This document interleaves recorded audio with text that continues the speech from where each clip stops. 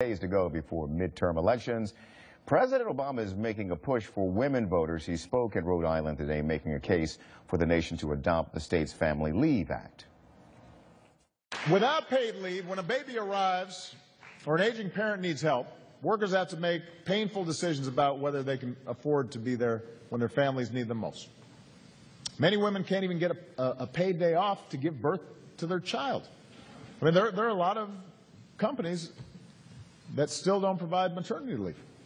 So the president said policies that ease burdens on women help make the economy stronger. All right, so let's do it. A deep dive here on the issue of women in this election. Joining us now from Miami is Bettina Inclan. She is the former director of Hispanic Outreach. Hi, Bettina. Hi, how you doing? You're on television right now. Good to see you finally. Nice to see you. And our political contributor from Jazeera America, Michael Schur, is here as well.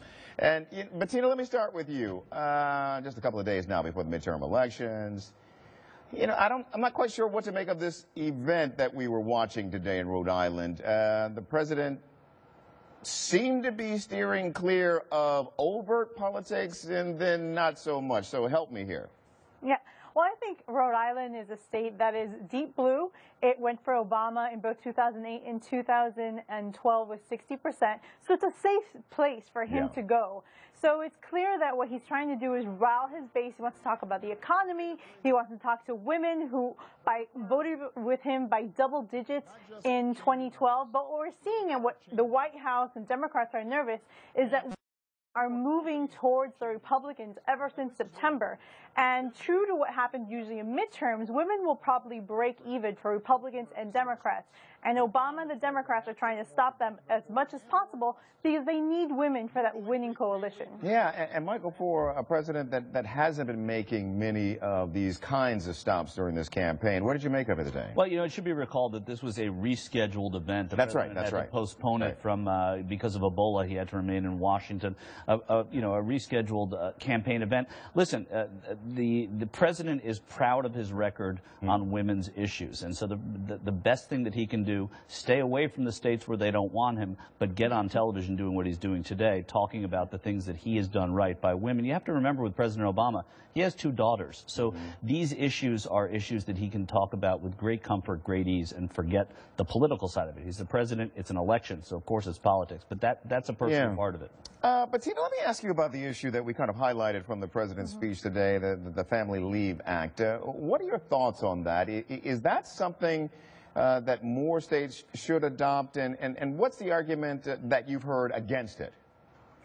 Well, I think it's important to talk about these kind of policies that help women and their families. Work-life balance is an issue that we talk about a lot. A lot of things that I do to help with elected officials, doing women's events all across the country on issues that women care about, and this comes up a lot. Right. But I think economy in general is one of those things that we're seeing throughout this election, and it's hard to talk about these other issues when women feel that the economy is not going there well. And there's no doubt that the Obama economy has helped some Americans, but it doesn't matter what numbers say, it matters what people feel, and they're really pessimistic about the economy. And what are your thoughts personally on this idea of the Family Leave Act? I think on principle it's good. We have to look more into the economics. On everything, but you know, as a daughter of a working mother, my mom had to work, you know, by herself to raise us. You know, it's tough out there, but we need to talk about more policies. This is one thing that Obama's focusing on, and it's a much bigger agenda item of how do we help not only women, but all Americans get better. When you talk about Rhode Island, whose unemployment is higher than national average, it's something that really strikes to the voters there. Yeah, let's talk about that for a second, unemployment. Michael Schur, the president went on in this speech to talk about the economy, and he's pointing to some decent statistics, right? The unemployment rate was at a high of 10% at one point in time during his administration. It's down below, 5.8, 5.9 right now. We're talking about months and months of private sector job gains, and yet the president's approval rating Wow, it's pretty low right now. What are your thoughts on it? Yeah, I think a lot of Americans see the president and Congress, and they look and they say nothing is getting done. It's a stagnant Congress. It's a stagnant city, Washington. So they take it out on both of them. The president is an easy target. Of course, the country's already divided going in.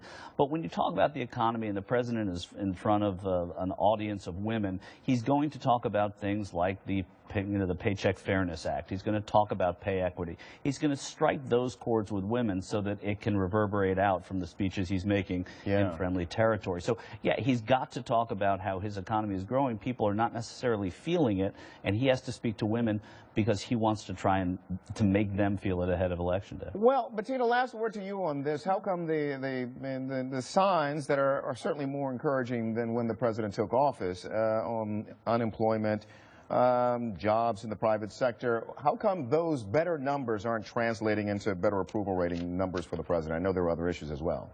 Right. Well, I think in general what we're seeing is women not only women, but everyone just feels very pessimistic on the direction of the country. And you look at some things like poverty is still incredibly high. Children in poverty is still very high. The median income is low. So that kind of indicators, those like bread and butter issues are what people are seeing, and I think that's what we're reflecting. And then when you're seeing these campaigns, even Democrats are separating themselves from the president, saying that we have to do better. So when everyone's saying that we have to do better, that things aren't going in the right direction, that's kind of the sentiment of the voters, and they're trying to figure out how do we move in the right direction. Yeah. All right. Bettina Inclan, we're going to see a lot of you in the coming days. It's good to have you on the program. She is the former director of Hispanic Outreach for the Republican National Committee and, of course, Al Jazeera's political contributor. Michael Shore with me here in the studio. Michael, good to see you.